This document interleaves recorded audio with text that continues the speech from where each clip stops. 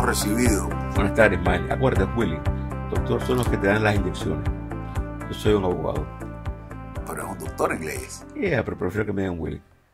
Qué lindo. Más fácil. Tú eres un ser humano lindo. No, y la gente lo agradece. Soy un viejo gastado, pero estoy aquí todavía. No, hombre, con esa vitalidad. Y he sido testigo de la cantidad de personas que te quiere, que te queremos y te seguimos.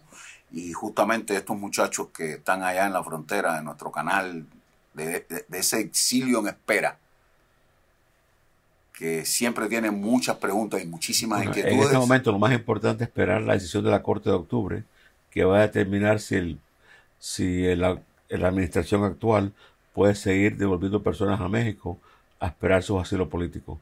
En octubre, la primera semana, se va a tomar una decisión de la Corte Federal sobre el tema de la MPP. Es posible que en ese momento la Corte dé una orden que el MPP no puede continuar en efecto. Eventualmente, si es así, el gobierno federal lo va a apelar también y veremos lo que pasa a través de las Cortes. Así que es un reto en este momento. La política de migración de los Estados Unidos está siendo retada en las Cortes Federales. El gobierno ejecutivo anunció hace 2 días que hijos de ciudadanos americanos en las Fuerzas Armadas, trabajando para el Departamento de Estado, que nacen en terceros países, ahora tienen que pasar varios pasos antes de ser ciudadanos americanos, algo que es completamente ridículo. Y si tú piensas, hemos tenido 2 candidatos a la presidencia de los Estados Unidos. John McCain, que nació en Panamá, cuando el padre estaba almirante de la flota en Panamá, y Ted Cruz, que nació en Canadá, cuando la madre estaba trabajando en Canadá. Así que en realidad tenemos 2 personas que nacieron en terceros países, no los Estados Unidos, que se postularon para la presidencia americana. Y entre ellos 2 estuvo George Romney, el padre de Mitt Romney, que también fue candidato a la presidencia. George Romney nació en México. El padre de él era un misionario mormón que se había ido a vivir a México. Vivía en México él, pero como era ciudadano americano, cuando Mitt Romney, que también fue candidato a la presidencia en los años 60, nació en México. Así que es una política americana nueva que, como uno se puede ver, está atacando todos los temas que tienen que ver con nacionalidad americana y con la migración. Y son políticas que este gobierno, hasta cierto punto, en una campaña electoral donde quiere enfatizar el otro y el enemigo, dividir el país, está creando más problemas para las personas que, no solamente ahora para los emigrantes, pero hasta las personas que trabajan para el gobierno americano, que sirven al gobierno americano en terceros países. Willy, en ese mismo tenor con el MPP, me están preguntando muchísimo de los que han retornado que a ellos no le leyeron sus derechos cuando se presentaron ante las autoridades migratorias. Bueno, mira, primero, tú tienes muy pocos derechos cuando estás solicitando asilo político. Pero en los derechos civiles no están obligatorios cuando estás en custodia. No. Las cosas de derechos de abogado y las demás cosas son en casos criminales.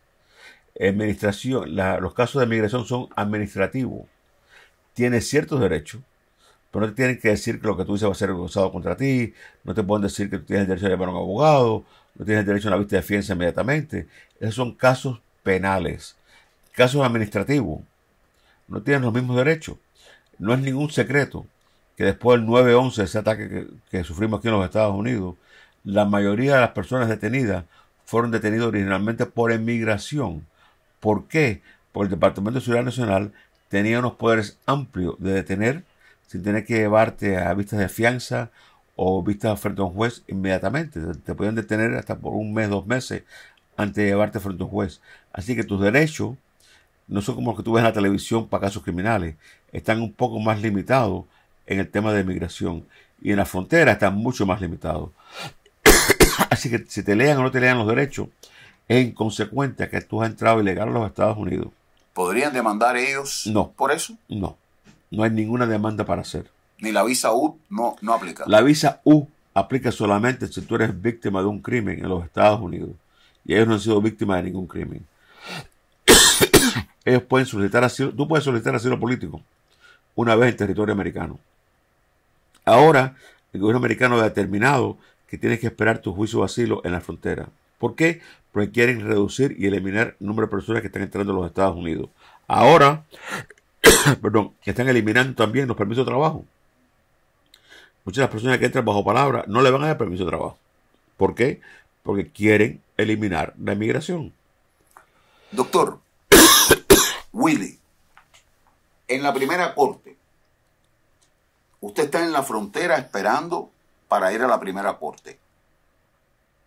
El hecho de que lo recojan en territorio mexicano, un autobús de migración, y lo entre a territorio norteamericano, ¿bajo qué estatus entran? ¿Qué permiso tienen? ¡Qué locura! Perdón, entran bajo un parol de un día para asistir a la corte. Ese parol, después de un año y un día, a lo mejor lo puedes usar para aplicar para tu residencia como cubano, pero tienes que esperar un año y un día en los Estados Unidos.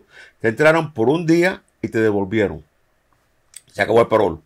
Así que no tienes ese parol después de un año y un día, no te va a trabajar porque te devolvieron a México. Es posible que si te dan el parol, entraste, demostraste que tenías miedo de regresar a México y te ponen en libertad, a lo mejor podías usarlo en el futuro. A lo mejor. A lo mejor sí, a lo mejor no. Todo depende cómo te pongan en libertad si no te devuelven a México. Pero el parol no es una bala mágica. Si el parol es solamente por un día y te quedas en los Estados Unidos, un año después puedes obtener tu residencia. Pero si el parol es por un día y te devuelven a México, no tiene impacto ninguno al año del día. Así que es muy importante tener eso en cuenta. Mira, las primeras cortes, cuando yo estoy involucrado en un caso desde la primera corte, yo en la primera corte trato de presentar primero una vista de fianza y número 2, presentar el asilo.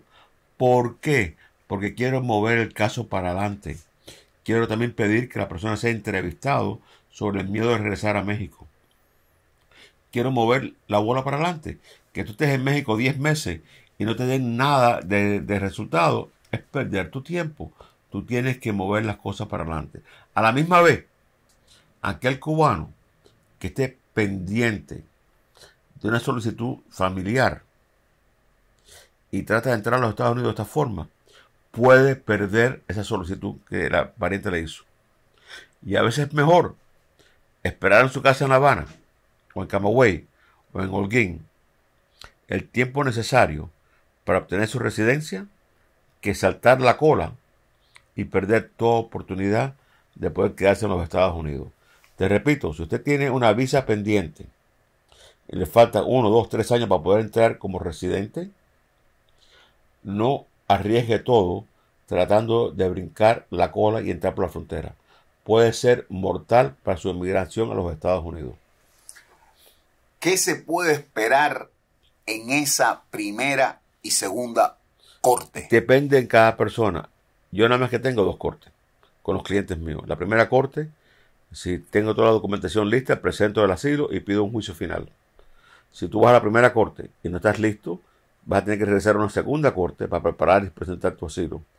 Y después tendrás una corte final. ¿Y esa segunda corte de qué trata? Todo depende. Puede ser una segunda corte para presentar tu asilo, si no lo presentaste en la primera corte, o puede ser tu juicio final. En los casos que yo represento, yo trato de ir que la segunda corte sea la corte final, para tener definición de lo que va a pasar en el futuro. Preguntan, si entran a Estados Unidos de manera furtiva, no estamos alentando la migración ilegal para nada.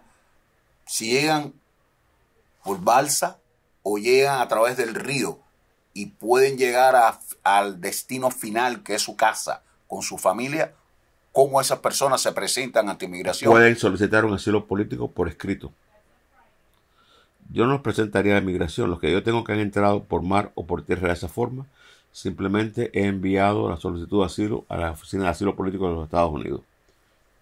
Pregunta a otro muchacho, de los que han retornado. Si me caso con una mexicana que tiene la visa de la frontera, como le llaman. La visa es de la mexicana, no de él. Y los Estados Unidos no le va a dar visa a él. No se lo va a dar. Nadie que trata de entrar a los Estados Unidos de forma ilegal, nunca le van a dar una visa para que entre legalmente a los Estados Unidos como turista o como visitante. Un caso muy triste. Doctores desertores de la misión médica de Brasil. Tienen que seguir el mismo paso. No pueden saltar la cola, no le van a dar ningún tipo de privilegio. Tienen que esperar su turno, presentar su caso y mover para adelante la bola. Bueno, usted me había dicho que a mediados de octubre, la primera semana de octubre, las cortes estarían viendo la Corte Federal va a revisar el MPP. Si el MPP se encuentra que es ilegal, entonces van a tener que y cierra o termina el MPP por orden judicial, hay una posibilidad que puedan entrar directamente a los Estados Unidos de algún tipo de forma, porque tienes miles de personas que están esperando en México. De lo que me lleva a una pregunta, ¿sería con carácter retroactivo? ¿Todas esas cortes pendientes dejarían de ser efectos y las trasladarían No sé, porque el gobierno federal no está preparado para esto. El gobierno federal estaba preparado para crear un caos. Ya han creado un caos. Ahora, si le eliminen el caos eliminando el MPP, van a tener que buscar una forma de traer a las personas que han estado esperando. ¿Cómo lo van a hacer? No estoy seguro ni que ellos sepan cómo lo van a hacer. Tengo una última pregunta como statement jurada, declaración jurada de esta persona que me dice, durante su entrevista de asilo que duró 6 horas, vía telefónica. No fue una entrevista de asilo, fue una entrevista de miedo creíble. La entrevista de miedo creíble, la persona del lado de allá del teléfono le dijo que sí. Sin embargo, su oficial de migración le dijo que no. He didn't.